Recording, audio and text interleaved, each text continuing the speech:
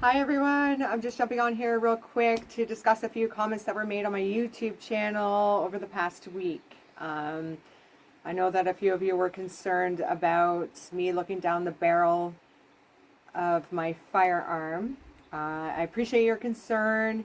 Here in Canada, we have to do a 2-day course with your firearm and safety, and one of them is, you know, the practices is to look down the barrel to make sure that there's no obstruction of any sort. I did make sure that the chamber was open, so therefore I felt like it was the right thing to do. I know that in other parts of the country and stuff, that's probably not the best thing to do for you guys. And I know it seems unsafe, but I felt safe. So I appreciate your concern. I got a few tips out of that, saying that maybe if I use some like a weed eater line or whatever to put it down there and make sure that it was clear from obstruction, then that could be another way to do things. So I promise you I won't scare you like that again. Thank you for your concern. I will try some of the tips that were put out there. Another one would be, another subject that would be was safety gear when I'm out working on the property. Like if I'm cutting branches down with a machete. I mean, yes, I know that is unsafe. Although I feel like I'm kind of doing it safely in my way. But I will next time have on my work boots and safety gear as you wish. I'm just kidding. But I will. I do have work boots. I do have face gear. I have all of that. I just need to practice it more often, I guess you can say. And I appreciate your concern for that as well. I wanted to bring up a few things that I've been doing on the property here. So I've gone for a few walks, as you know. I like to check the property out.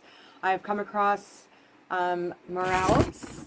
So here's some morels that, well, one morel, sorry, that I had found. It's a little outdated. I wouldn't eat this one. Obviously, it's probably not a good idea, but I've had a couple of them in the past. They're pretty good. You can fry them up with some butter or whatever, and some salt. I like some salt with my morels. I also search for puff balls. So puff balls will be coming out in the fall time.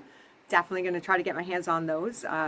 Of course, you know, if you soak them in some salt water for the night, you know, just to get rid of any kind of parasite or bug that would be in there. That would be something I would do. Fiddleheads. I've had fiddleheads already. They're very delicious. They taste almost like asparagus, so that was something else I've eaten on my property. What else? I have some strawberry plants. So strawberry plants, they have not bloomed yet. When they do bloom, I will be picking at those.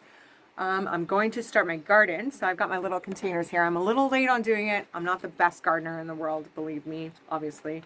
This is my first time actually off-grid, so we'll just see how everything goes with that. So I'm going to try to be more dependent on my gardens and things that I found around the property instead of, you know, going into town and buying my groceries that way.